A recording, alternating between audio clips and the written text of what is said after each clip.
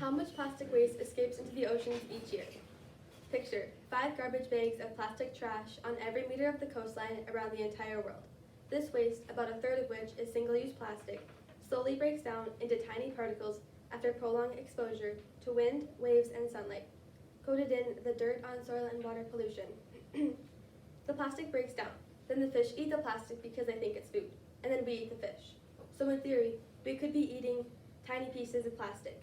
As of right now, there have not been any studies done about consuming micro or nanoparticles of plastic. Researchers from the University of Georgia accumulated data saying that there is somewhere from 4.8 to 12.7 million tons of plastic going into the oceans each year. And Ohio University found that people would rather have reusable bags at grocery stores than the regular plastic ones that we have now.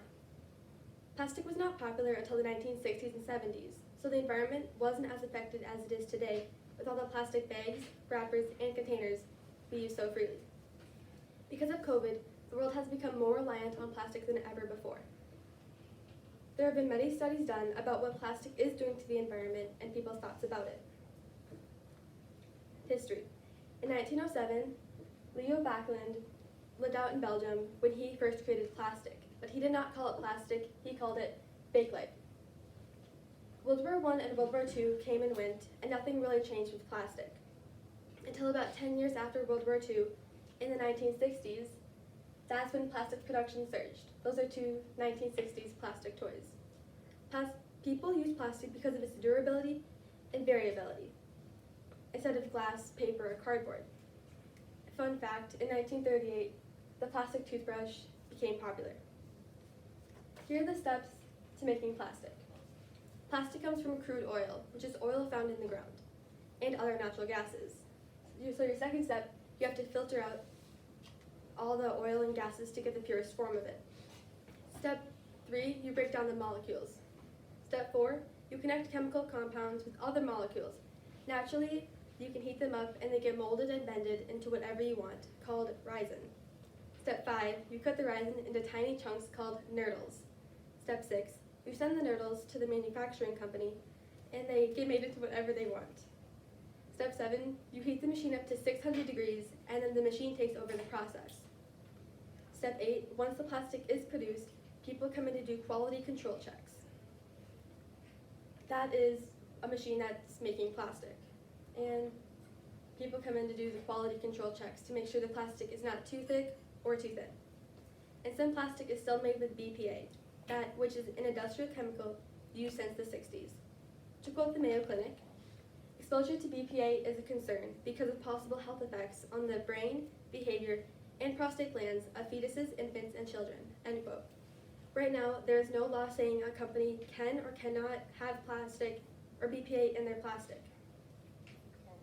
In 2010, Milo Kress was 9 years old when he found out what plastic was doing to the environment. He contacted straw manufacturers and found that America uses 500 million plastic straws per day. That's almost 2 straws per person per day, which does not seem like much, but 500 million straws is equal to 125 school buses filled per day, which is equal to 46,400 school buses per year. Years later, his campaign is now backed by a company called EcoCycle, which is the most plastic straw usage.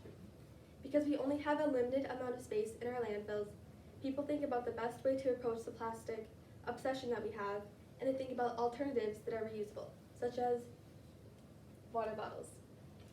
An estimated 583 billion plastic bottles were produced in 2021, end quote, by Earth Day.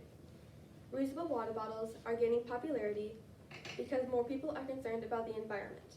Reusable water bottle companies, such as Yeti or Hydro Flask, are capitalizing on people's thoughts, so they make their products last longer and stay colder, unlike the regular plastic bottles you would find at a sporting event. During and after COVID, plastic was used to protect us against sickness and helped us stay healthy. Quote, before the COVID-19 pandemic, over 380 million tons of plastic are estimated to be produced annually. 10 million are dumped into the oceans, end quote, Yang. Everyone was concerned about COVID, so we used chemicals to protect ourselves, like Clorox. Chemicals are on the plastic that gets broken down, and the animals eat that plastic. And that can lead to very serious health conditions for them.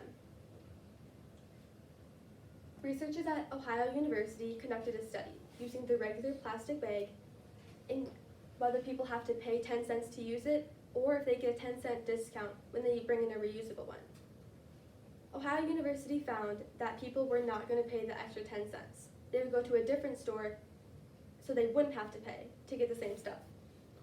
Another survey was conducted at Ohio University that stated 42% of people would rather have reusable bags at grocery stores. A sailor turned scientist, Charles Moore, discovered what an ocean garbage patch is. It's essentially a giant whirlpool filled with trash in the ocean.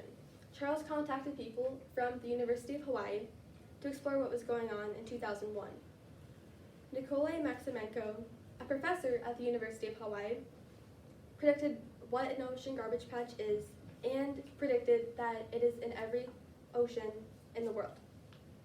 Like I said earlier, the University of Georgia has researchers that have data saying that there's 4.8 to 12.7 million tons of plastic going into the ocean every year.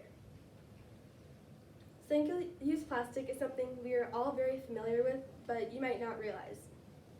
It's the candy wrapper from the candy bar you bought last night. It's the restaurant straws from the restaurant last night. It's the plastic bag at the grocery store. It's the pens, mechanical pencils, and the highlighters that you have in your pencil case. 5 trillion plastic bags, just like that one, will be used this year alone. And take-home containers are a main cause in plastic production. Also, in the US, 50 billion coffee cups will be used. There are many advantages and disadvantages of plastic. Some of the advantages are that the medical field uses plastic a lot and it helps save lives. It's also very durable and there's a lot of varieties, and it's easier to use in construction because it's lightweight, unlike steel. The disadvantages is that it's more harmful to the environment. It's also really bad to burn plastic.